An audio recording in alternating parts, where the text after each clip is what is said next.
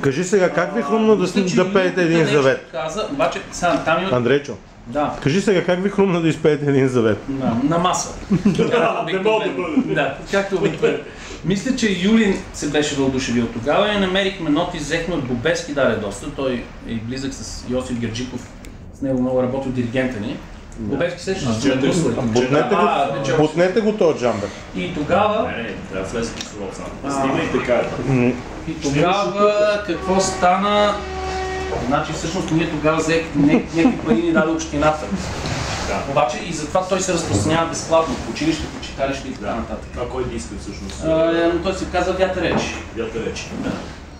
Ето ги, чакай, аз с това ударение си го кам, както според мен е в оригиналния стих. Аз имам Вятър речи и два екземпляра от ето това. Вятър речи. Да, Вятър речи. Ето това ни е новия, нали, 49 краш на аулата. Аз бях на него. Той с фалата и този, мисля, че това ни е първият, чакай да видя. Да, това ни е първият Golden Concert Program 2007. Да.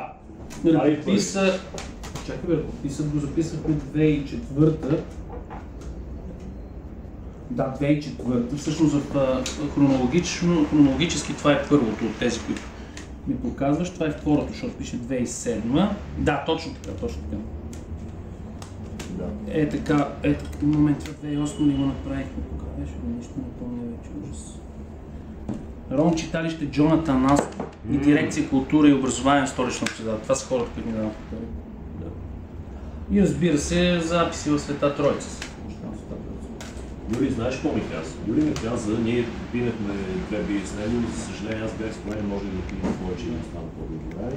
Той ми каза, че вие сте записали нещо на 5.1. Имате суров материал на 5+1 канал. Казвам, че съм абориген. Какво е това 5.1, кажи? Това е 5+1 канал, значи... Да. За Dolby Surround. И всъщност оказа се, че имате проблем, това каза Юрий, с монтажа, с микшинга на това, защото страшно много пари струва в студио да вземате. И после така наречен мастеринг. Какво беше там? Мастеринг, да. То е микс, мастер, продюсинг, там всичко, което трябва.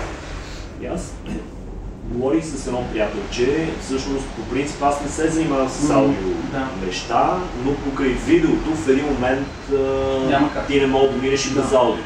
Само че то ти е, не мога да кажа странично по никакъв начин, защото ти можеш да имаш лоша картина, но ако имаш лошо и да минеш. Но ако имаш лошо аудио, си мъртъв. Просто си мъртъв. Публиката не толерира лошо аудио на филм. Това е много интересно, което аз си бях си давал сметка. Хората си мислят, че обратно, а не.